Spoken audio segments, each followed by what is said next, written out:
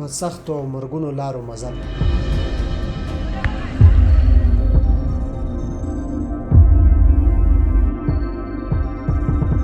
د لوږې او تندې سخت پړاوونه.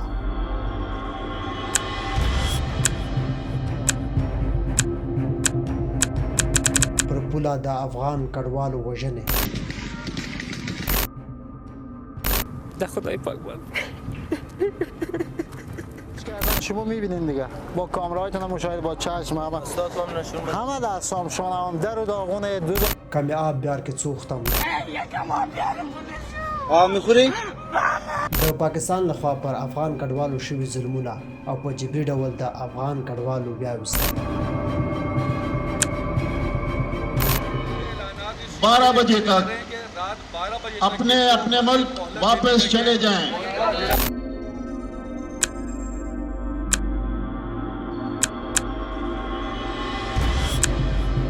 تصمیم اخراج تدریجی مهاجران افغان از پاکستان در بالاترین سطح کشور گرفته شده. سلامونه ستړي مشئ، وخت مو په خیر. افغانستان د نړۍ له هغو هیوادونو څخه دی چې د اوږدو جګړو، سیاسي بې ثباتۍ، اقتصادي بحرانونو او طبیعي ناورینونو له امله یې میلیونونه وګړي د کډوالۍ ژوند ته اړ شوي دي. د وروستیو کلونو بدلونونو د افغان کډوالو وضعیت لا پیچلی کړی دی او هغوی یې له بېسارې ستونزو سره مخ کړي دي.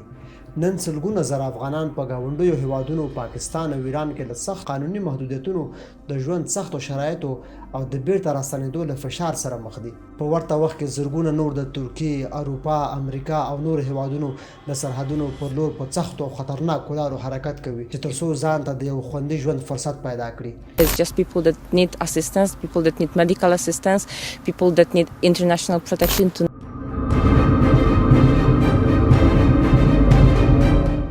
ګڼ شمېر افغانان خپل ژوند په خطر کې اچوي، په هغه لارو مزل کوي چې هره شیبه یې مرګ د سترګو په وړاندې وي. دوی د هغه قاچاقبرانو سره د خپل ژوند سودا کوي چې د نورو ژوند ورته ارزښت نه لري.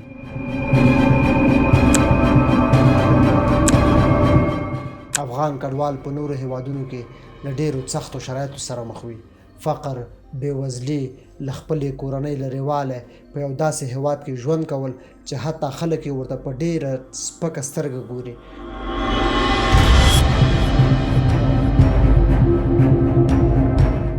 نن په همدغه موضوع بحث کوو. افغانان د تاریخ په بیلابیلو پاڼو کې مهاجرتونو ته اړ شوي دي. دغه مهاجرتونو د دوی په ژوند ډېر منفي اغېز کړی دی. په 19مه پیړۍ کې د انګلستان او افغانستان د جګړو پر مهال ځینې مهاجرتونه ایران، هند او اوسني پاکستان او منځني اسیا ته وشول. په دغه وخت کې مهاجرتونه محدود ول، خو ستر لامل یې په هیواد کې د سیاسي وضعیت و چې په دې دوره کې د افغانستان په سیاسي وضعیت کې تغییر راغی. دغه تغییراتو د دوی په ژوند ډېر بدلون راوسته. بیا د صفوي انقلاب په دوران کې د 1929 کال نه وروسته د دویمې نړیوالې جګړې پر مهال کله چې دویمه نړیواله جګړه رامنځته شوه، دغه جګړو هم ګڼ شمېر افغانان بې کوره کړل.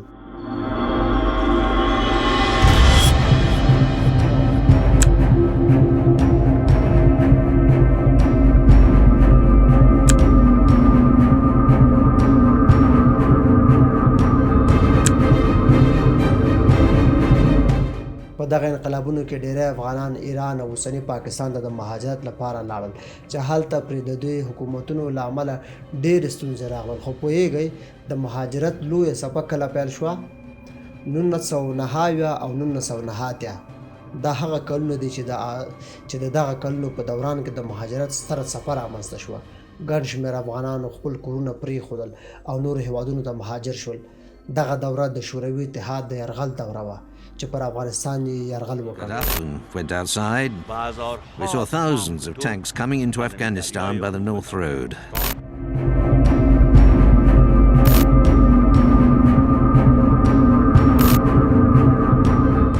په دغه دوره کې نږدې 6 میلیونه افغانان نورو هیوادونو ته کډوال شول. له دې وروسته بیا کله چې د ډاکټر نجیب الله حکومت سقوط وکړ، دلته نو د کورني مهاجرت دوره پیل شوه. 1992 کال کې د ډاکټر نجیب الله حکومت سقوط شو، د مجاهدینو دوره پیل شوه او په هیواد کې دننه کورنۍ جګړه پیل شوه. نو د دې جګړې په ترڅ کې ډېری افغانان پاکستان، ایران، ترکیه او نور هیوادونو ته کډوال شول چې بیا په کلونو په هماغه هیوادونو کې اوسېدل او همالته ژوند کوو. له هماغه دورې راهیسې د مهاجرت دغه لړۍ په چټکۍ سره روانه ده. تر اوسه ګڼ شمېر افغانان په هیواد کې د بېلابېلو ستونزو له امله خپل پلرنی ټاټوبی پرېږدي او نور هیوادونو ته د مهاجرت لپاره اړ کېږي. د کډوالۍ د ژوند ستر ناورین له 2014 کال نه پیلېږي. دا چې په هیواد کې سیاسي وضعیت له ستونزو سره مخ کېږي، امنیت نه ساتل کېږي، ګڼ شمېر افغانان دې ته مجبوره شي چې نور هیوادونو ته لاړ شي. نو بیا په 2015 کال کې د کډوالو لپاره سخت قوانین وضع کېږي. دا چې نور هیوادونو ته په دغه کال کې قاچاقي تګ ډیر شو، نو دوی په قوانینو کې هم سختوالی راغی. د ایران او افغانستان په مرز کې ډېری افغانانو خپل ژوند له لاسه ورکړ. د یوې پیښې عیني شاهد کیسه کوله. دی وایي کله چې موږ ایران ته په قاچاقي سفر تللو، داسې ملګري مو ول چې له ډېر وخته مو سره پیژندل، خو په دې سخت حالت کې هیڅ چا هم مرسته نشوی کولی.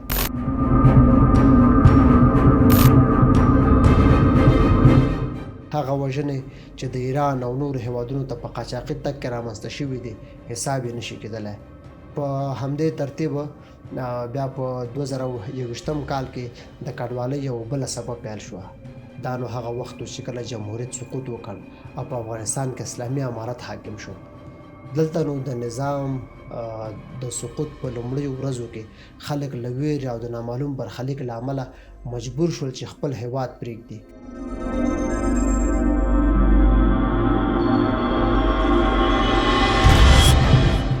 خلکو دا ویره لرله چې ګوندې دلته به یې ځان او مال خوندي نه وي. هماغه و چې دوی مهاجرت ته مخه کړه. آن دا شیبه مو هم ولیده چې ځینې په الوتکو پسې ونښتل. د کابل سقوط د 2021 کال د اګست په میاشت کې وشو. د ملګرو ملتونو د کډوالۍ په اړه د عالي کمیسارې یونیچار د راپور له مخې د 2021 کال د اګست نه نیولې تر 2022 کال پورې شاوخوا 200,000 افغانان نورو هیوادونو ته کډوال شوي دي. په دې کې ډېر هغه افغانان شامل دي چې په ګاونډیو هیوادونو پاکستان او ایران کې میشته دي. پوهیږئ کډوالو په بیلابیلو وختونو کې د هغه د هیوادونو لاسه زجر لیدلی دی چې دوی پکې میشته دي. په لاره کې ډېرو خپل ژوند د لاسه ورکړی دی. راځئ اوس نو په هغه ظلمونو باندې غږیږو چې په کډوالو شوي دي او لا هم زموږ افغانان کډوالۍ ته مخه کوي.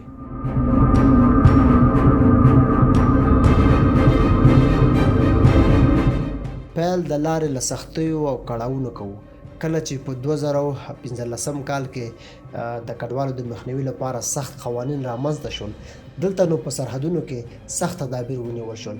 پیرې نورې هم قوي شوې. هر هیواد هڅه کوله چې په هر ترتیب په سرحدونو کې د ناقانونه افغانانو مخنیوی وکړي. د ایران د سرخ دیوال په اړه به مو اورېدلې وي. دا لاره نو ډېره سخته ده. په څلو کې 90% په دې لاره ایران ته اوښتل ناممکن دي. په همدې کچه د مرګ ګواښ هم پکې ډېر دی.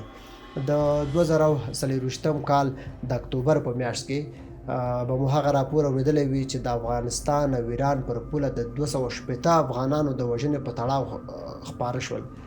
دلته یوه ډله افغانانو چې غوښتل نور هیوادونو ته لاړ شي، دوی د ایران په مرز کې کله چې له افغانستانه ایران ته اوښتل، د ایرانی پوله ساتونکو لخوا په دوی ډزې وشوې چې په ټولیز ډول پکې څو افغانانو ته مرګ ژوبله واوښته.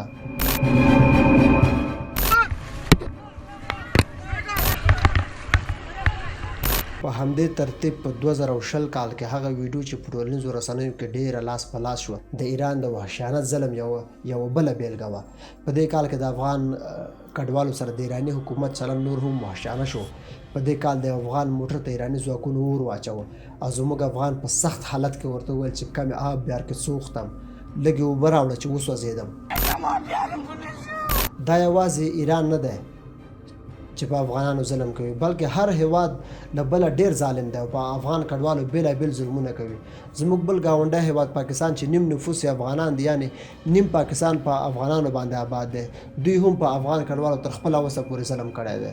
د دوی کورونه تلاشي شوي دي، په بیلابیلو نومونو افغان کډوال زندانونو ته اچول شوي دي، د دوی شتمني د پاکستان د حکومت لخوا ضبط شوې ده. په همدې ترتیب د پاکستان کارت یا قانوني اسنادو نشتون افغان کډوال ته یو بیل سردردی دی چې وخت نا وخت په دې بهانه افغان کډوال ځورول کیږي. هر وخت چې د افغانستان او پاکستان ترمنځ کومه شخړه رامنځته کیږي په دغه وخت کې نو پاکستان پر افغان کډوالو فشارونه نور هم زیاتوي. د 2023 کال د اکتوبر پر 11مه د پاکستان لخوا د افغان کډوالو د ویستلو لړۍ وروستی ضرب الاجل و. دا هغه ورځ وه چې زرګونه افغانان بیرته افغانستان ته ستانه شول. د پاکستان لخوا په جبري ډول زرګونه افغانان په داسې حال کې وویستل شول چې ټوله شتمنۍ په پاکستان کې پاتې شوه او بیرته د یو نامعلوم برخلیک سره خپل هیواد ته راستانه شول. په دې وخت کې هغه افغانان چې کلونه په پاکستان کې اوسېدل هلته یې کورونه ول، کاروبارونه ول، ټول ترې پاتې شول. په دې وروستیو کې دا چې د تورخم لاره تړل شوې ده، پاکستان د افغان کډوالو په سرېدو بیا ټینګار کوي او غواړي هغه افغانان چې په ناقانونه توګه په پاکستان کې استوګن دي بیرته خپل هیواد ته ستانه کړي. پرابلم خو راکړه غیدلای شم نه یو شي کېدلای شم.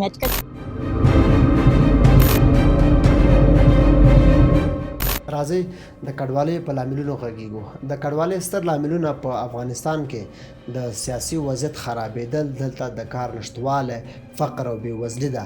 همدا لاملونه دي چې افغانان د تاریخ په بېلابېلو پاڼو کې مهاجرت ته اړ شوي دي او نورو هیوادونو ته د کډوالۍ لپاره ځي. که چېرته داخل په هیواد کې د هوسا ژوند لارې چارې برابرې شي، فکر نه کوم که بیا افغانان مهاجرت ته اړ شي.